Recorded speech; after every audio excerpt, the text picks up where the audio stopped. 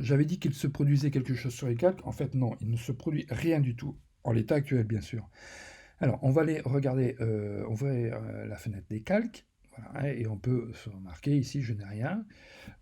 Si je fais commande H, vous voyez, donc commande ou contrôle H, hein, ça me permet de faire apparaître les repères ou de les masquer. Donc c'est bien la preuve qu'il n'y a aucun dessin sur mon calque en l'état actuel et que ce ne sont que des repères. Donc nous allons aller voir ici dans la fenêtre des tracés, hein. C'est pour ça que ces trois fenêtres ici, voilà, calque, couche et tracé sont importants. Généralement on les laisse regrouper. Alors, vous voyez, je sélectionne, je désélectionne mon tracé. Alors il faut faire très attention parce que parfois, voilà, on est ici, on a fait le tracé et par exemple on crée une couleur unie. Boum. Et on se retrouve avec ceci. D'accord? Donc là, je vais faire annuler. Si je me mets ici, calque, couleur unie, ça marche. Ok, donc ça c'est le petit piège. Deuxième piège, hein, je le dis tout de suite, je suis ici, voilà, et ici je fais par exemple supr, et là, qu'est-ce qui se passe? J'ai perdu mon tracé. Donc, bien sûr, là je vais annuler. Je rappelle, annuler, ici vous avez aussi l'historique, hein. Donc faire très attention, quand vous voyez votre tracé, c'est qu'il est sélectionné. D'accord? Donc quand vous faites commande H, voilà, il est sélectionné ici. Faire très attention. Commande H, hein, pour afficher et masquer les repères. Donc ça, ce sont les pièges. Donc vous pouvez passer un certain temps à faire votre tracé et en 2 secondes le perdre.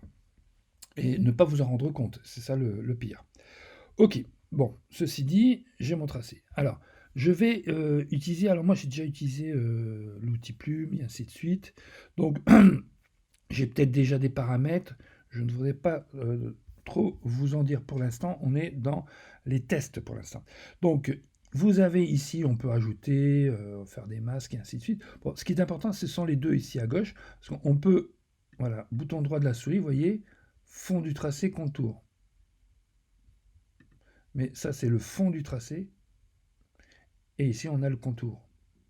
Alors ici, je l'ai avec, par exemple, en premier plan. Voilà, je clique. Donc j'ai ma couleur de premier plan qui est ici. Elle est appliquée à mon tracé. Que se passe-t-il? Donc là, je vais quitter le tracé. Vous voyez, je le quitte. Je vais sur le calque et il m'a peint sur mon calque, d'arrière-plan, le tracé. Donc, enfin, le fond du tracé. Je vais créer un nouveau calque. Je viens ici, plutôt dans le tracé, je le sélectionne. Et ici, je vais faire le contour du tracé. Peut-être faire avec une autre couleur. Voilà. Et voilà. Alors, j'ai des formes un peu arrondies, avec des débuts fins et ainsi de suite, parce que j'ai un réglage au niveau du pinceau. Voilà, on verra ça par la suite. Donc, que se passe-t-il? Voilà, c'est pour ça. Pardon, excusez-moi. Ici, j'ai créé un nouveau calque hein, pour pas, bien sûr, mélanger mes couleurs. Donc, à partir de ce tracé, on peut faire plein de choses. C'est-à-dire, on peut utiliser des outils prédéfinis, les régler et appliquer le réglage, l'effet de l'outil, avec bien sûr la matière, les couleurs, les motifs, enfin tout ce que l'on peut imaginer, sur, bien sûr, le tracé.